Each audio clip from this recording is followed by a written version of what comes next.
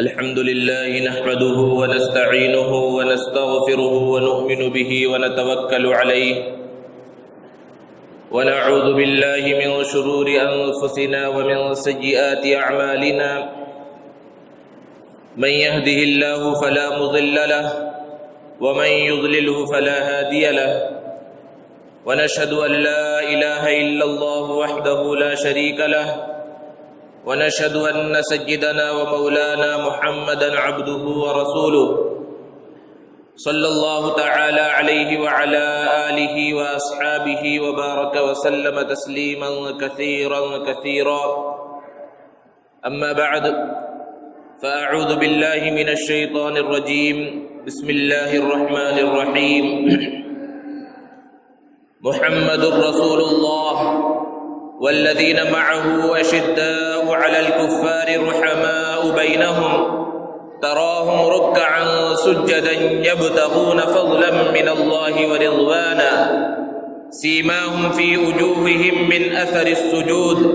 ذلك مثلهم في التوراة ومثلهم في الإنجيل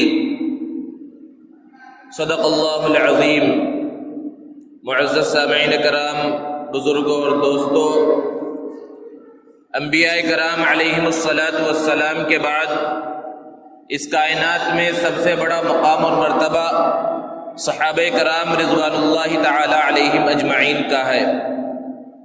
صحابہ کرام کی مقدس جماعت وہ جماعت ہے کہ ان کی قربانیوں کے نتیجے میں ہمیں اسلام نصیب ہوا. صحابہ کرام کی مقدس جماعت کے بارے میں اللہ رب العزت نے قرآن مجید میں ارشاد فرمایا رضی اللہ عنہم ورضوا عنہ کہ اللہ ان سے راضی ہو گیا اور وہ اللہ سے راضی ہو گئے. یہ مقام اور مرتبہ صحابہ کرام رضوان اللہ تعالی علیہم اجمعین کا ہے. اسی طرح مختلف مقامات پر اللہ رب العزت نے قرآن مجید کے اندر صحابہ کرام کی اہمیت اور فضیلت کو بیان فرمایا. کہیں فرمایا اولئک هم الراشدون، کہیں فرمایا اولئک هم الفائزون، کہیں فرمایا اولئک هم المہتدون. یہ صحابہ کا مقام اور مرتبہ ہے. اللہ کے رسول صلی اللہ علیہ وسلم نے صحابہ کے بارے میں ارشاد فرمایا اصحابی کالنجوم بأیہم اقتدیتم اہتدیتم، کہ میرے صحابہ ستاروں کی طرح ہیں، تم ان میں سے جس کی اتباع کر لوگے کامیاب ہو جاؤ گے. یہ مقام اور مرتبہ صحابہ کرام کا ہے. اللہ کے رسول صلی اللہ علیہ وسلم نے ارشاد فرمایا اللہ فی اصحابی لا تتخذوہم غرضا من بعدی، کہ میرے صحابہ کے بارے میں اللہ رب العزت سے ڈرتے رہنا، میرے جانے کے بعد انہیں اپنے مفاد کا نشانہ نہ بنانا. فمن احبہم فبحبی احبہم، جو ان صحابہ سے محبت کرے گا تو مجھ سے محبت کی وجہ سے ان سے محبت کرے گا. ومن ابغضہم فببغضی ابغضہم، اور جو ان سے بغض رکھے گا، نفرت اور عداوت رکھے گا، دشمنی رکھے گا، وہ مجھ سے دشمنی کی وجہ سے ان سے دشمنی رکھے گا. ایک معیار بتا دیا ہے اللہ کے رسول صلی اللہ علیہ وسلم نے. اسی طرح پیارے آقا صلی اللہ علیہ وسلم نے اس عظیم جماعت کے بارے میں ارشاد فرمایا لا تسبوا اصحابی، میرے صحابہ کو برا بھلا مت کہو. فلو ان احدکم انفق مثل احد ذهبا ما بلغ مد احدهم ولا نصیفا، کہ اگر تم میں سے کوئی شخص احد پہاڑ کے برابر سونا اللہ کے راستے میں خرچ کر دے تو وہ صحابہ کی جو مقدس جماعت تھی اس جماعت کے ایک مد اور آدھے مد کے برابر بھی نہیں پہنچ سکتا. یعنی انہوں نے معمولی سا صدقہ خیرات جو کیا تھا، بعد کے زمانے میں آنے والا کوئی شخص احد پہاڑ کے برابر سونا خرچ کر دے تو ان کے مقام اور مرتبے کو نہیں پہنچ سکتا. یہ صحابہ کرام کی مقدس جماعت ہے اور اس کا مقام اور مرتبہ ہے. صحابہ کرام کا تذکرہ کرنا، ان کا ذکر خیر کرنا، ان کے فضائل اور کمالات کو بیان کرنا، ان کے واقعات کو بیان کرنا، یہ بھی کار خیر ہے، اس کے اندر بھی ثواب ہے. یوں تو سارے صحابہ کا مقام و مرتبہ بلند ہے، اعلیٰ اور افضل ہے، اور پھر ان میں بھی خلفائے راشدین کا مقام و مرتبہ بہت ہی بلند اور اعلیٰ اور افضل ہے. اور مختلف مناسبتوں سے مختلف مواقع پر خلفائے راشدین کی سیرت کو بیان بھی کیا گیا ہے. چونکہ رجب کا مہینہ چل رہا ہے اور رجب کے مہینے کی 22 تاریخ کو خلیفۃ المسلمین کاتب وحی حضرت امیر معاویہ رضی اللہ تعالی عنہ کی وفات ہوئی، اس لیے مناسب معلوم ہوتا ہے کہ اس صحابی رسول کا ذکر خیر کیا جائے، اور اس لیے بھی مناسب معلوم ہوتا ہے حضرت امیر معاویہ رضی اللہ تعالی عنہ کا تذکرہ کرنا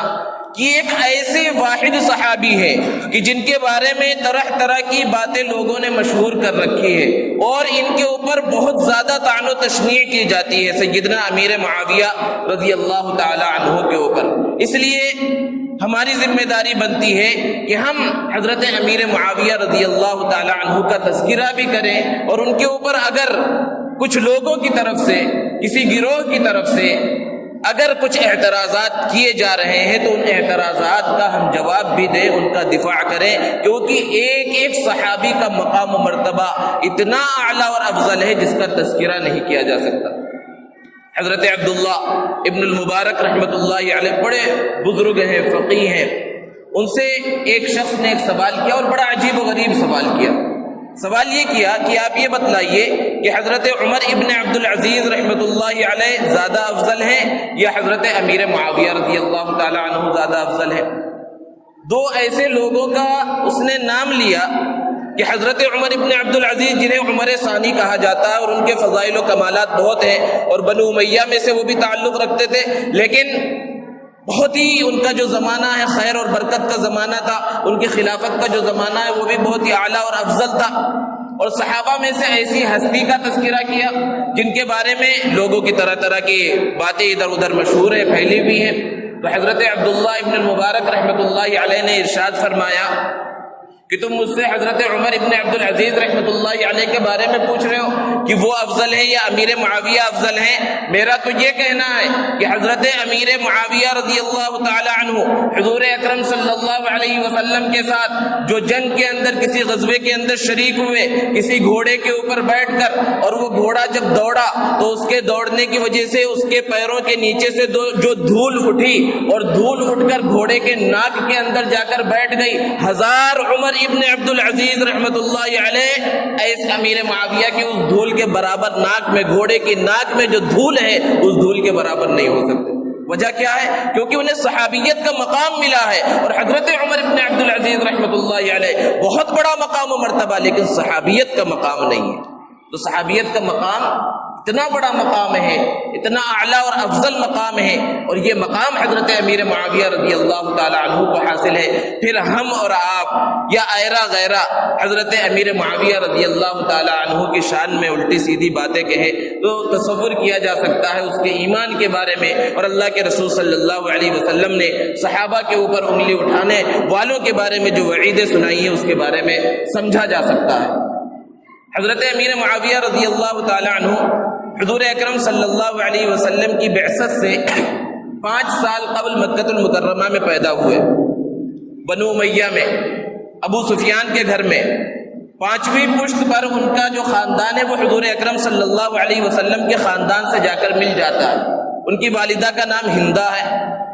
حضرت امیر معاویہ رضی اللہ تعالی عنہ بچپن سے ہی بہت ہی ہوشیار تھے، ذہین تھے، فطین تھے،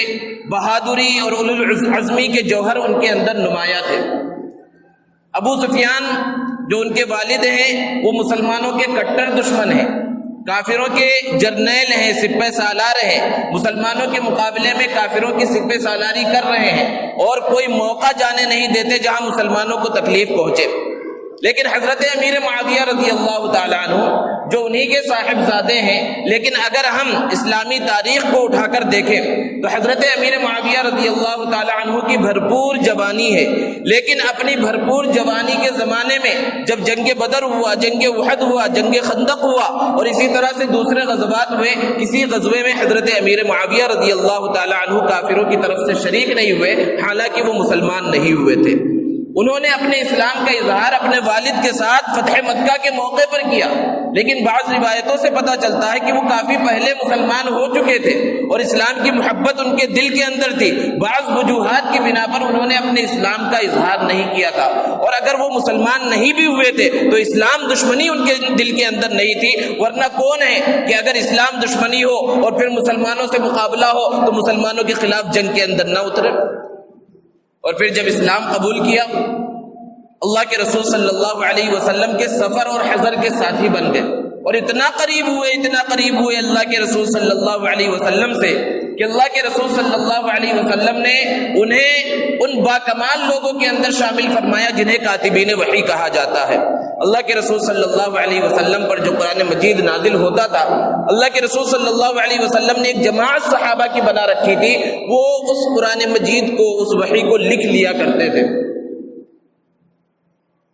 محقق علماء بیان فرماتے ہیں کہ جو کاتبین وحی تھے ان میں سب سے زیادہ مشہور حضرت زید بن ثابت رضی اللہ تعالی عنہ ہے، اور دوسرے نمبر پر جو مقام آتا ہے وہ حضرت امیر معاویہ رضی اللہ تعالی عنہ کا ہے۔ حالانکہ حضرت امیر معاویہ رضی اللہ تعالی عنہ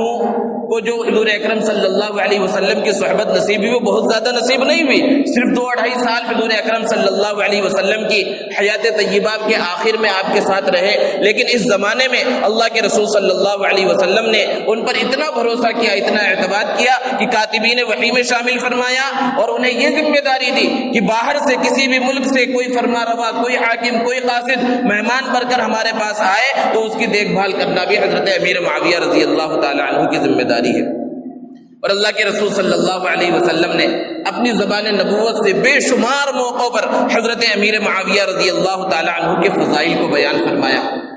ایک روایت کے اندر ہے کہ حضرت ابو ہریرہ رضی اللہ تعالی عنہ جو ہمیشہ اللہ کے رسول صلی اللہ علیہ وسلم کے ساتھ رہتے تھے وہ بیمار ہو گئے۔ اللہ کے رسول صلی اللہ علیہ وسلم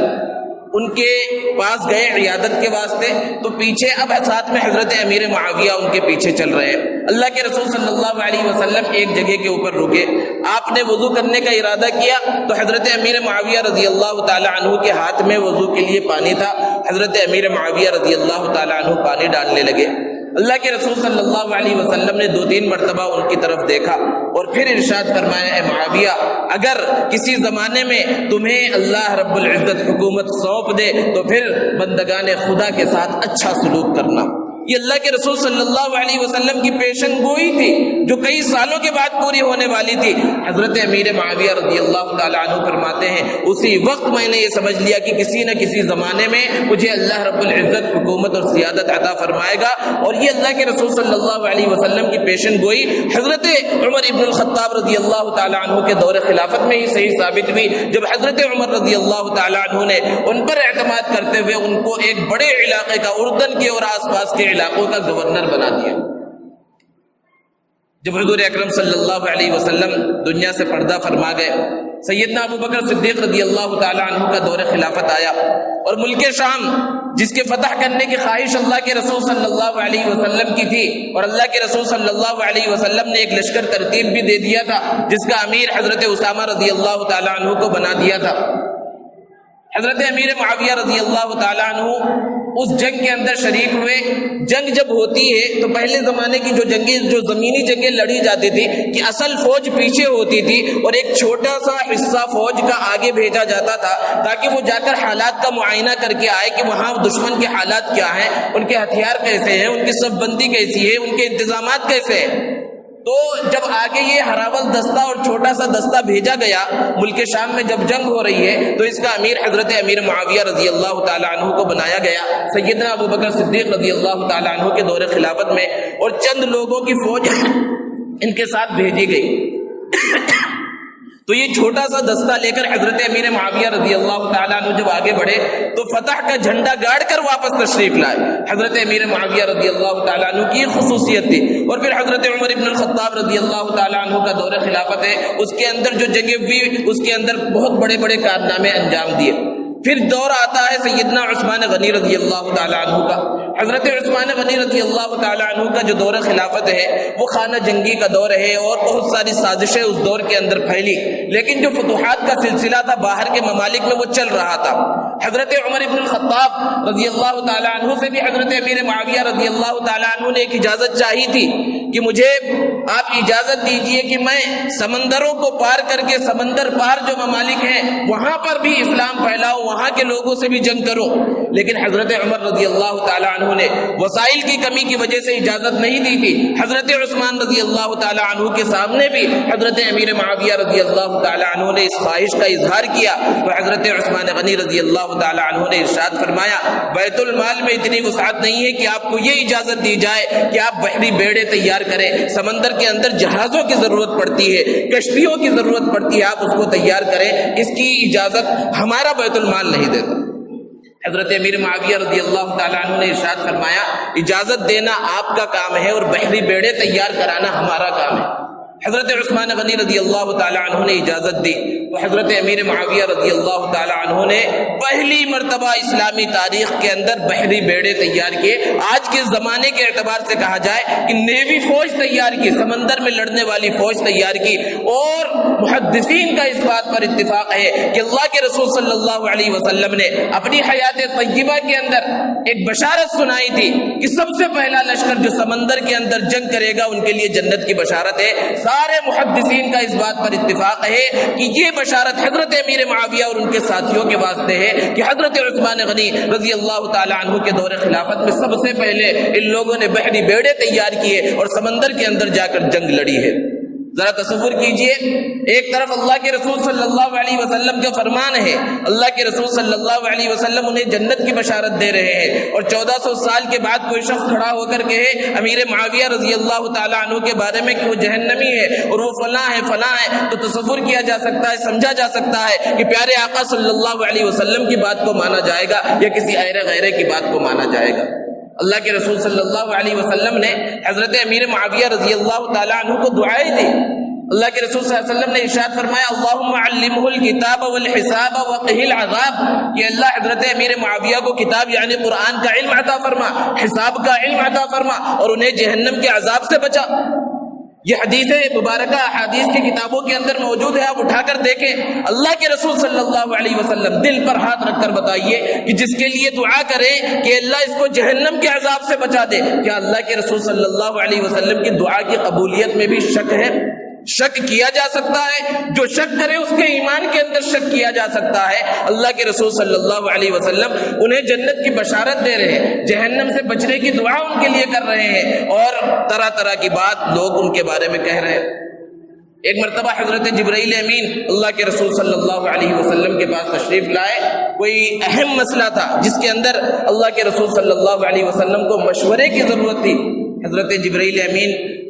نے اللہ کے رسول صلی اللہ علیہ وسلم سے آ کر عرض کیا کہ حضرت امیر معاویہ سے مشورہ لیجئے کیونکہ وہ بہت بڑے امین ہیں۔ یہ حضرت جبرائیل علیہ السلام کا فرمان ہے۔ اس طرح کی بے شمار روایات ہیں جس کے اندر اللہ کے رسول صلی اللہ علیہ وسلم نے سیدنا امیر معاویہ رضی اللہ تعالی عنہ کے فضائل کو بیان فرمایا، ان کے لیے جنت کی خوشخبری دی، جنت کی دعا کی، جہنم سے بچنے کی دعا کی ہے۔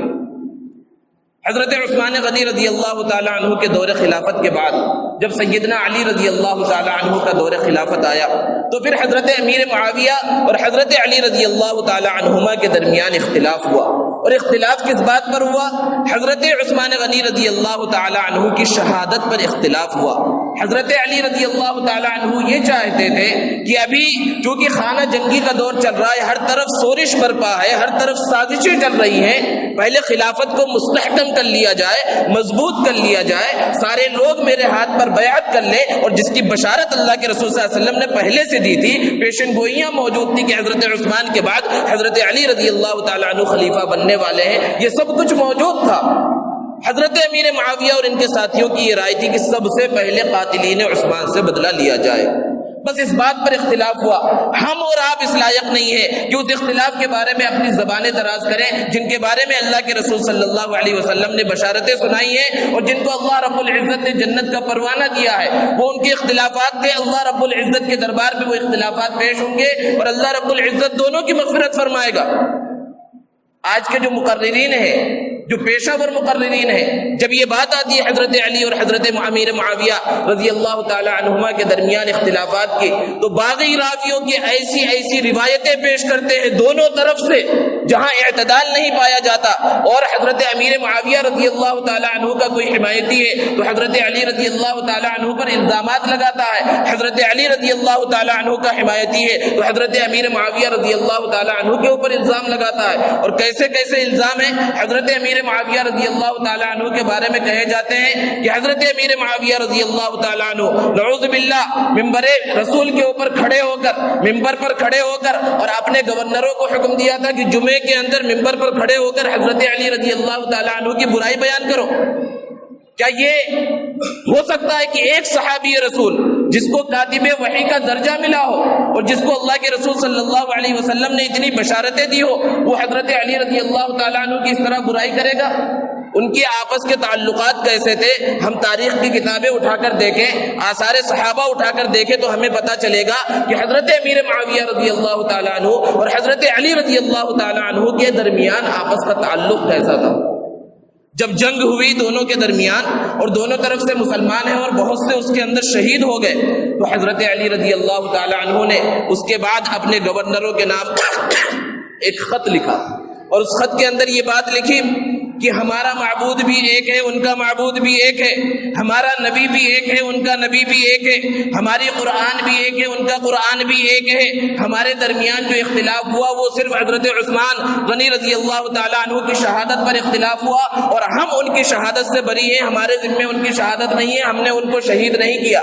حضرت علی رضی اللہ تعالیٰ عنہ کا فرمان ہے، حضرت علی اپنی زبان مبارک سے کہہ رہے ہیں کہ وہ اللہ پر ایمان لانے والے ہیں، ہم اللہ پر ایمان لانے والے ہیں، وہ نبی پر ایمان لانے والے ہیں، ہم نبی پر ایمان لانے والے ہیں، وہ ایک نبی کا کلمہ پڑھنے والے ہیں، ہم ایک نبی کا کلمہ پڑھنے والے ہیں۔ یہ اللہ کے رسول صلی اللہ علیہ وسلم کی بات حضرت علی رضی اللہ تعالیٰ عنہ بیان کر رہے ہیں۔ اور ایک روایت کے اندر ہے کہ جب جنگ ختم ہو گئی اور حضرت علی رضی اللہ تعالیٰ عنہ اور حضرت امیر معاویہ کی آپس میں صلح ہو گئی تو حضرت علی رضی اللہ تعالیٰ عنہ اپنے مقتولین کے درمیان نکلے،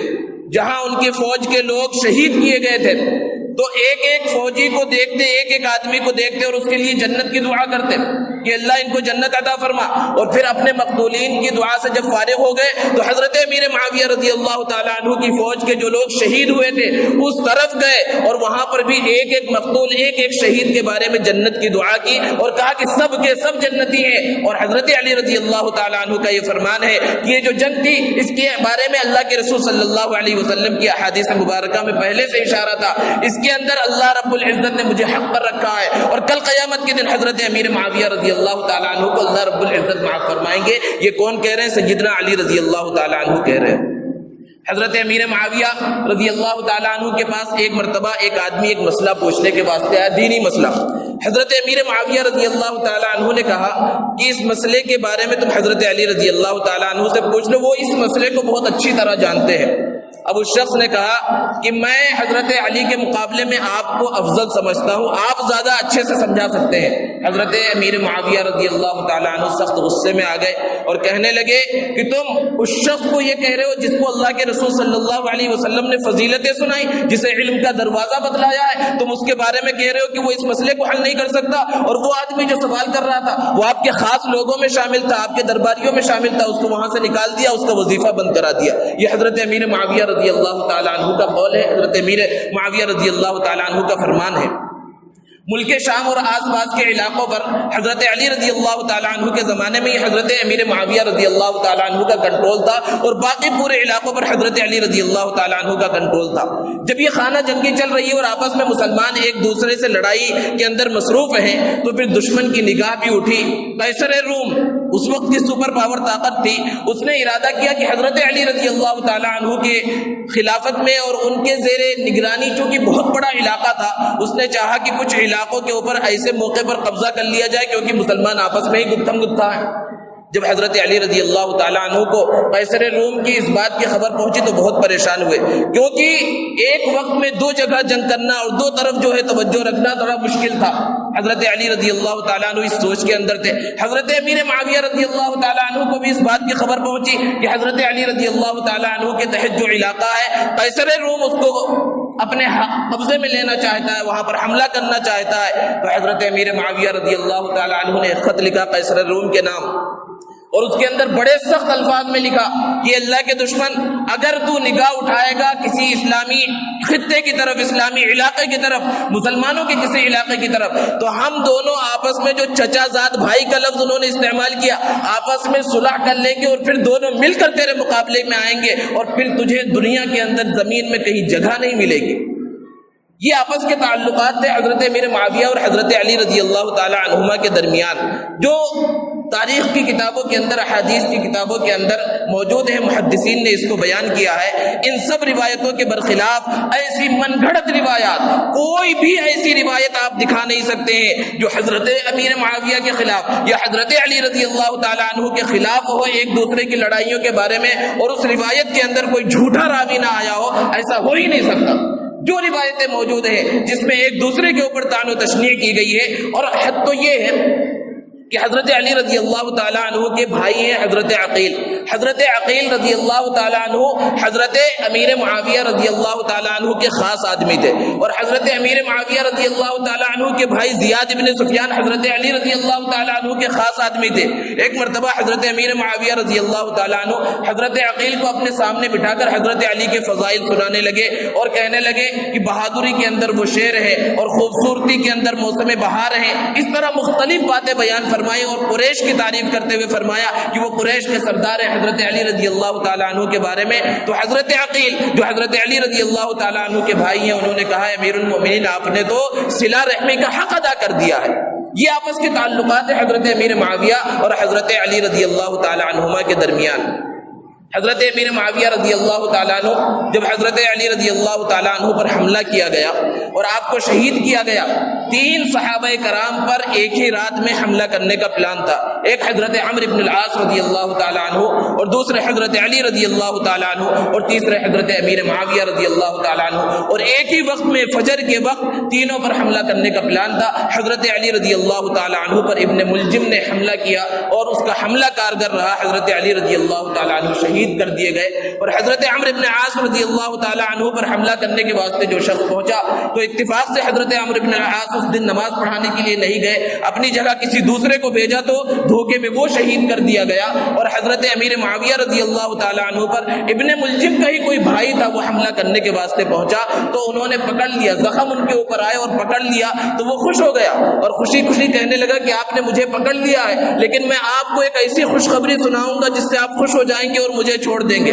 حضرت امیر معاویہ رضی اللہ تعالیٰ عنہ نے کہا کون سی خوشخبری ہے؟ تو اس نے کہا کہ اسی وقت میرے بھائی نے آپ کے دشمن علی کے اوپر حملہ کر دیا ہوگا اور ان کا کام تمام کر دیا ہوگا۔ حضرت امیر معاویہ رضی اللہ تعالیٰ عنہ سخت غصے میں آ گئے اور کہنے لگے کاش کہ اللہ رب العزت اس ابن ملجم کو حضرت علی رضی اللہ تعالیٰ عنہ پر حملے سے بچا لے۔